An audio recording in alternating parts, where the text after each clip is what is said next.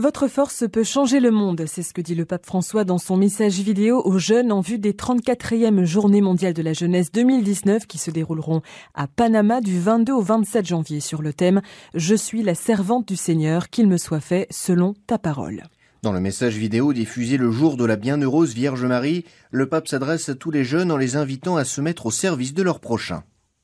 Nous devons, ajoute le pape, également dialoguer avec Dieu dans une attitude d'écoute, comme l'a fait Marie. Elle a écouté ce que l'ange lui a dit et a ensuite répondu. Charis est né, un organisme qui constituera un nouveau service unique international pour le renouveau charismatique catholique. Chaque réalité charismatique restera ce qu'elle est dans le respect de son identité et restera sous la juridiction de l'autorité ecclésiastique dont elle dépend. Cependant, chaque réalité charismatique pourra librement utiliser, pour l'accomplissement de sa mission, tous les services que Charis fournira, objectif fondamental proposé par le nouvel organisme fortement souhaité par le pape François. Le préfet Kevin Farrell a envoyé un message adressé aux participants du 4e congrès de la Africa Family Life Foundation, organisé en Afrique du Sud, sur le thème de Humane Vitae à Amoris Laetitia, l'évangélisation de l'amour humain.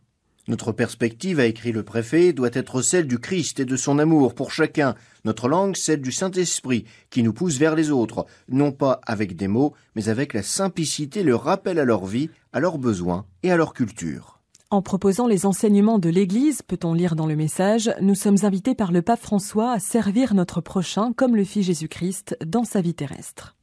Un autre message a récemment été envoyé par le préfet Farrell à l'occasion de la 23e rencontre nationale sur la pastorale familiale organisée par la conférence épiscopale du Guatemala.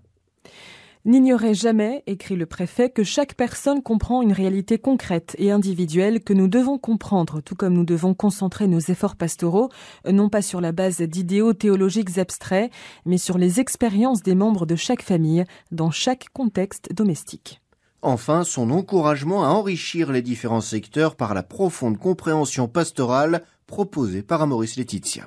Nous essayons d'être une véritable église synodale, comme le demande le pape François. Nous travaillons également en interne pour mieux servir nos destinataires, les laïcs, les familles, les jeunes, la pastorale de la vie. Ainsi, le secrétaire, le père Alexandre Aouimelo, a expliqué la signification du projet de formation et de planification stratégique que mène le dicaster depuis quelques mois. Parmi les objectifs, ajoute-t-il, il y a la prise de conscience des contenus du statut, de ses objectifs, la clarification des valeurs qui nous caractérisent et les processus nécessaires et la mission à poursuivre.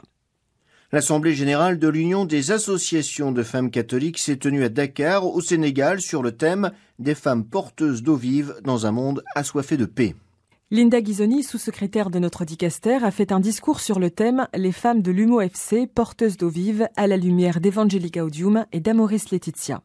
L'un des objectifs de l'UMO FC est de promouvoir la présence, la co-responsabilité et la contribution des femmes dans l'Église et dans la société pour l'évangélisation et le développement humain. Le sous-secrétaire du dicaster, Linda Ghisoni, a participé à Assise au congrès organisé par le Bureau national pour la pastorale de la famille de la conférence épiscopale italienne à l'intention des responsables de la pastorale familiale des diocèses. Dans son discours, Linda Ghisoni a déclaré que même les meilleurs programmes de pastorale qui tiennent compte d'une ecclésiologie de communion, de critères pédagogiques élaborés et étudiés en profondeur, trouvent leur rayonnement non pas dans le débordement d'occupation dont le pape François nous a récemment mis en garde, mais dans l'invitation que le Seigneur nous fait de rester en lui pour fonder sa maison sur le roc, pour aller et annoncer l'évangile à tout le monde. Le sous-secrétaire du dicaster, Gabriella Gambino, a pris la parole lors de la conférence sur le thème The Family, Ecosystem for Cultural Life in Europe, organisée par la Fédération des associations familiales catholiques en Europe à Bruxelles.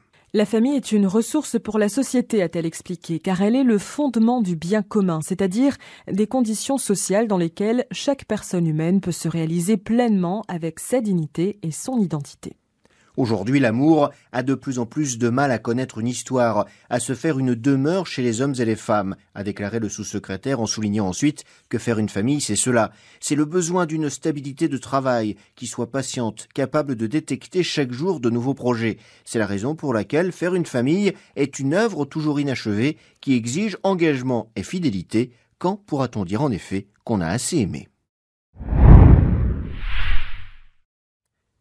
Une petite communauté qui renaît presque de rien, mais qui est aujourd'hui en croissance, très active dans la pastorale, dans le domaine social et dans la promotion des valeurs chrétiennes dans une société divisée entre attraction pour l'Union européenne et nostalgie de la Russie. C'est ainsi qu'ont parlé de leur église les évêques de Roumanie et de Moldavie qui sont venus au Dicaster pour une visite ad limina. Outre un travail pastoral soigné, l'Église moldave exerce une intense activité d'apostolat social avec des services d'assistance sociale destinés aux familles dans le besoin, aux orphelins, aux mineurs en danger et aux femmes en difficulté.